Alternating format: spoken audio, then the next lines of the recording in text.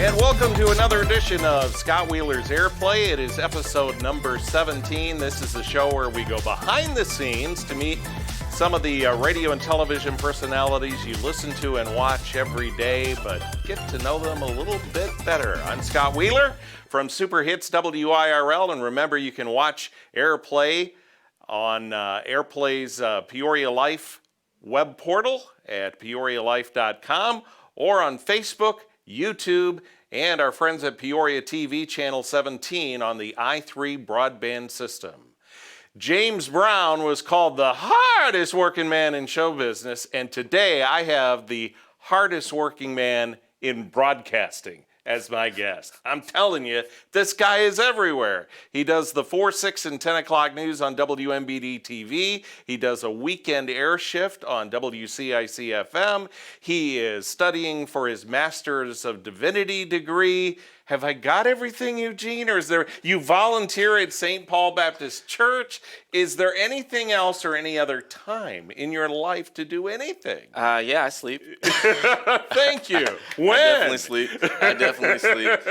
Yeah, it's a fun life. Yeah. It's a fun life. Well, you have plenty of energy, right? I try to have plenty of energy. I don't always meet the bill, but I try to. So we're just talking off air that you grew up in Marietta, Georgia, which is near Atlanta, right? Yeah, it's about 15 minutes northwest of Atlanta, home of the Big Chicken. And if you don't know what the Big Chicken is, you might want to Google it now. It's a KFC literally built in the form of a giant chicken. It's really, for us, we're proud of it. You but grew it up in the weird. shadows of a chicken. Of a chicken, right around the corner. Every direction I gave was just go to the Big Chicken, turn right. So, yeah. Well, I have a daughter in Atlanta, and I cool. have never seen traffic like I have in Atlanta, Georgia. It's really funny when I listen to people in Peoria or in Central Illinois say, oh my goodness, the traffic is horrible today. And I just have flashbacks, nightmares really, scarring. It's a lot of scarring of being in 7-lane traffic and not going anywhere. And you know how people will be offended when they say, this person from this particular city can't drive. Mm-hmm. As an Atlantan, I am sorry. We really cannot drive.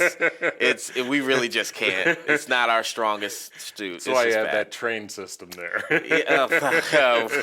Yeah, we need more. It's bad. So what was it like growing up in Marietta, Georgia? I loved it. Yeah. I loved growing up in Marietta. It's a great place for people to raise families. Mm-hmm. For me, my upbringing, from education-wise, I was raised in an old Baptist church school. Yeah. So Roswell Street Baptist Christian Church, went there from kindergarten to 5th grade. So that was a huge part of my development, not only educationally, but just also who I am, just kind of my moral compass. I was not a nice child. Honestly, I tell people this, and I tell kids this. I make sure I tell any kids that I talk with. I was just with the Southside Mission. They have a summer camp for the summer, and I was with them for about 5 or so weeks. And I told them, I was like, as a kid, I had a really bad anger problem, temper. There was just a lot of things going on for me, and so that was one of my ways of kind of lashing out. Straight A's, but had an anger problem. And I tell you what, the people at that school rallied around me. They saw beyond all of my anger and frustration, and it's because of them that really I was able to turn a lot of things around leading in beyond 5th grade. I went to public school after that, great education through the Marietta City Schools. It was a great place to be. Love anytime I go home. Did you ever figure out what you were angry about?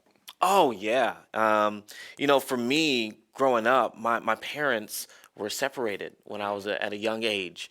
Love both of my parents. They're phenomenal parents.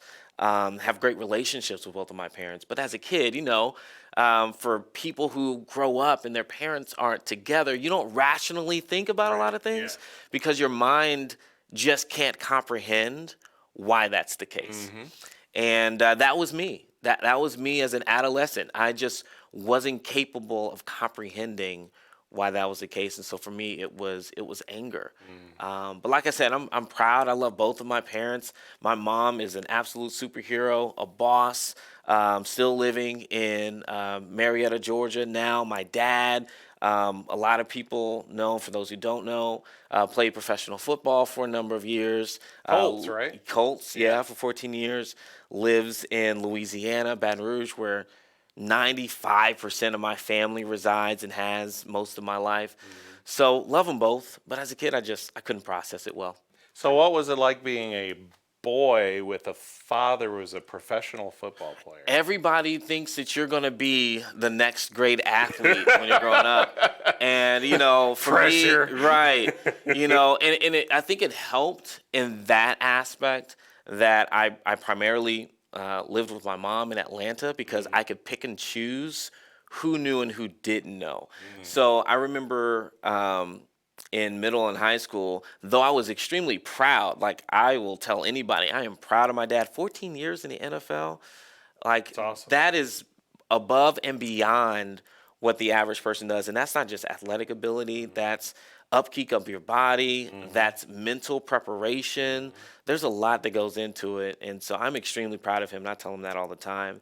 But as a kid, there's pressure. I remember the only time a coach knew without me telling him was that I had a coach who was born in Indiana and I have the same name as my dad. And he goes, by any chance? He pulls me aside and asks me. It was my soccer coach. He asked me, and luckily it wasn't football, so I didn't have to live up to it. You had the audacity to play soccer? I did. Wow, I played soccer. You brave soul. I dabbled in football, but it is not my primary sport. I did not get my dad's size. I'm fast, but I did not get his speed. And, I think for a lot of kids, it's hard to reconcile, definitely sports kids. It's hard to reconcile with that. But for me, that wasn't really a big issue. I loved what I loved and went towards that. But there was a little bit of pressure at times, definitely during the summers in Louisiana. People always like, hey, man, so what you going to? No, I'm going to school for my education.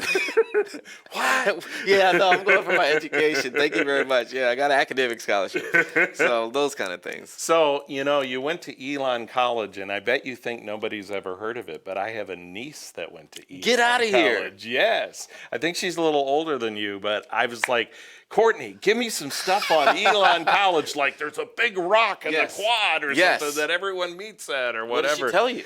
She didn't give me any clues. Oh, man. No big chicken statue or anything? No. Well, the first thing Elon University, we have made the switch in the last 20, 15 years, but it was Elon College for a long time. I'm glad they made the switch because we went from the Fighting Christians to the Phoenix. And, just the mascot. This was before I was there, but the mascot. Whole Reformation thing? Right, yeah. The mascot of this. We're proud of our Elon, family. But I can't imagine being there at that time. You had like this large, the mascot was just this human being. It's a fighting. Anyway, we're the Phoenix now. I love Elon. Elon is a magical place. It's not only beautiful. You go down there and it's absolutely gorgeous. But it is a place where they value hands-on learning, experiential learning. The opportunities that I received at Elon within my first really month and a half, I was already doing shows on the local ESPN2 network there.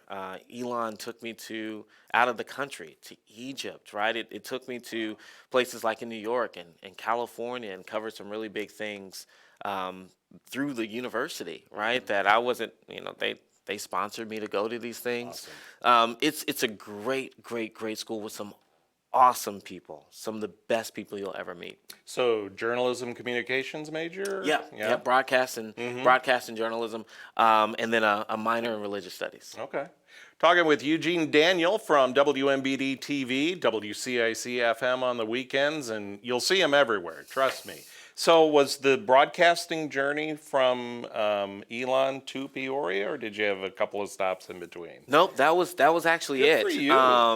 I signed on to come to Peoria about my last week of college, actually. Really? Yeah. Good for you. So I was able to get that. And that doesn't normally happen. no, it doesn't. In fact, she'll hate that I mentioned this, but I think my mom was planning to have a little bit more time with me after college. I'd been away, for 4 years or so, obviously, and she wanted to have a little bit more time, but she had an opportunity to take a trip to Italy like the week or so after I got out of college, I think expecting that I would at least have had a little bit more time at home to spend with her. And I ended up moving while she was gone because neither one of us thought it was going to be that quick. We didn't think it was that quick. And so I was like, she's so sweet. She was like, do you want me to cancel my trip? I'm like, no, go to Italy. I will be fine. Just come to Peoria when you get back. So yeah, I moved right out of college and, just had a remarkable family, actually, because I didn't have a place to stay. It was so quick. I didn't have a place to stay when I moved up here. Had a remarkable family that let me stay at their house for about a month. Nice. While I stayed up in Bloomington. I'm so thankful for the two of them, thinking back on it, and started my journey with that. A lot of people don't realize, I've been here for 8 years. And people like, hey, how you just got it? No, I've been here since 2011.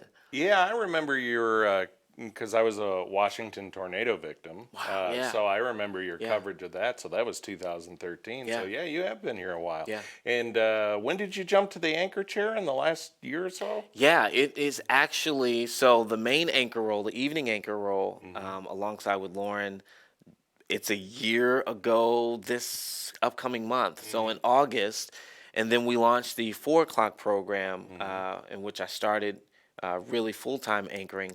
That was September of 2017. So we're a little bit closer to 2 years on that. So make the connection for me between broadcasting journalism and a Master's of Divinity. What do you want to do? Man. Are you gonna pull those two together somehow? I am currently accepting anyone's ideas. That was actually a huge dilemma for me. So growing up and even going through school, I don't think for anyone who knew me that would surprise them, that these would be the two paths that I would gravitate toward. And there was a point in time in which I thought you couldn't merge the two. Now, what it's going to ultimately look like, I still am trying to figure that out. I get bits and pieces, I think, each year that I go, okay, yeah, I can do this. But like what? Like what? Like, for instance, right now, I love working with, I realize now at 30, I love working with kids. I love working with young kids and just being able to supplement in moments and sharing things that I wish I would have known, or being there to encourage them, being there to challenge them, and educate them on things in which might be really complex ideas, but really we can try to simplify them. So I love teaching from that standpoint. So some of the things in which being at Lincoln Christian, which is an amazing university, again, with great people, taught me ways in order to communicate and educate. So I love doing that and spending time with children. I do like preaching. I'm still learning through the process of how that, my flow, my style, my communication style, which I tell people that and they're like, but you do broadcast for a living. Totally but different. It's very different. Yeah, It is so different. And thankful to the people at Dream Center who allowed me. I just preached last week in Mission Peoria. How did that go? Talking to kids again, right? Exactly. Teens, yeah. Exactly, and that's my happy place. What'd you talk about? We talked about they have a whole theme. They had it's now over of rumors, and so my task was to talk about God is crazy about you. And so really just challenging them, talked about my first crush, and what it was like not only to have a crush, but to be turned down by my crush, and flipping it for them about, God has an incredible crush, so to speak, on you. And what's it like for us to constantly, each and every day, in some way or form, turn them down? And what it's like when we finally accept. We talk about old school, when you would write on the letter, yes or no, will you go out with me? And what's it like when we finally truly say yes to God in our lives? So we went through that and broke that down and really hopefully encouraged them to know if they're dealing with any form of rejection or fear of them not being loved or being worthy of being pursued, that absolutely not. Like, God is absolutely crazy, and he's pursuing you every single moment of the day. Awesome. So that's what we went through. So that's a space for me. I love encouraging people. There was a point in time which I was like, you know what? I would love to, maybe start a church or those kind of things. I don't know about that as much. Now I'm just trying to figure it all out, at least not in this season. I have a long route to go for that. But I definitely want to give a shout out to St. Paul Baptist Church. Devereaux Hubbard. What a guy. Yeah. Awesome, man. Yeah, he challenges me in ways that I don't often want to be challenged. He's just such an amazing guy. And so being on staff with them for those 3 years, 3.5 years, while full-time in seminary, opened my eyes to a lot of things about what ministry is and what it isn't, the misconceptions people have, and the really down and gritty work that is required to really do it in a loving way. It's real work, and that team at St. Paul, they're amazing. So I volunteer now. Volunteer basically whatever they tell me to do, but mostly warm body, you go here. Mostly that's with young adults in a supplemental way now, as I was overseeing that before, and I see a theme here. Yeah, and with children. So I'm still figuring that part out. I have some other ideas that I'm still working through and not really ready to share yet, but we'll see as it transpires. So you and I just keep missing each other. I used to work in the WMBD-TV building back when they owned radio stations. So you're there now. I spent 9 years at WCIC. You're there now. Yeah. Where are you going next, or where am I going next so you can follow? Basically, that's how we should. I'll be coming here weekly. That's what we're going to be doing. So how did the CIC thing happen? That actually, so in a few years prior, Jill and Jeremy, the Tracys, every once in a while when Jeremy would be gone for a conference, they'd reach out to me and say, "Hey, do you mind filling in?" And that's kind of how it started. For a few years, like once or twice a year, that would happen. And then, believe it or not, about 2 years ago, I was out in California in Lake Tahoe, and for my friend's wedding, and I remember walking along kind of like their beach shore. If you've been to Lake Tahoe, it's beautiful, and I remember praying. I was like, God, like, is this it? Like, I'm ready for a new challenge, something else. And the amazing thing happened. The next day, I get a message from Jill and Jeremy. Coincidentally, the day after that, when I got back, I got a message from my job about the 4 o'clock show. But I get a message from Jill and Jeremy saying, "Hey, we'd like for you to consider coming in a little bit more into the radio station and doing something on the weekends. Would you be interested?" And that's how it happened. They just reached out. They asked.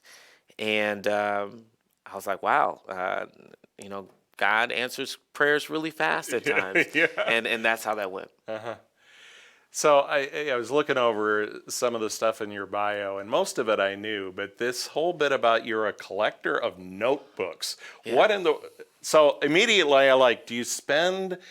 you go to Office Depot and you hang out in aisle 4? Yeah. And you're like, oh, this has got, it's college ruled. Yeah. What does that mean? Yeah, actually, that's a good. Is that really? It's realistic. Wow. So I journal a lot. I write a lot. And so I seek different ways for inspiration. So I'll get, basic journals and notebooks, different colors. But I really try to find, now I wish I would have brought it's in the car. I try to find unique journals. Okay. Some of them, it might be the wording that's on them. Some, it might be the style that it is. So the one that I have now is kind of like an old traditional medieval style book that has a strap that you have to roll around in this leather, those kind of things. Game of Thrones right? style. Exactly, inspired, and no lines or anything of that nature. So yeah, I do. I have probably like at least 60 notebooks That's awesome. at home. A lot of them have been written in, and then there are others that are just waiting to be used. You and I have a lot in common. I love office supply stores, man. Something about pens and paper and old school. I love it. And I tell you, you can find notebooks in a lot of different ways. I was just in TJ Maxx or Marshalls, and I found one. I was like, oh my goodness, I like this. I found them at dollar store with different ones. Barnes and Noble has great stuff. So I literally find notebooks all over, and my friends, they know now, so they like send me notebooks in the purple pack of Skittles. That's usually like a birthday gift. You're easy to shop for? Very easy. Very easy to please. Well, our time has flown. Eugene Daniel from WMBD-TV, WCIC-FM. You may see him talking to your kids' youth group sometime. There's just a lot going on in this man's life, and he has a ton of energy to do it with. God love you. You're 30? Yeah. Yeah, all right. I'll give you about 10 more years. Okay. All right. We're on Peoria Life's web portal, of course. You can see this program and future programs and past ones as well. Facebook, YouTube, and Peoria TV, channel 17 on the i3 broadband system. Scott Wheeler from Super Hits WIRL. Until next time, this is Airplay. PeoriaLife.com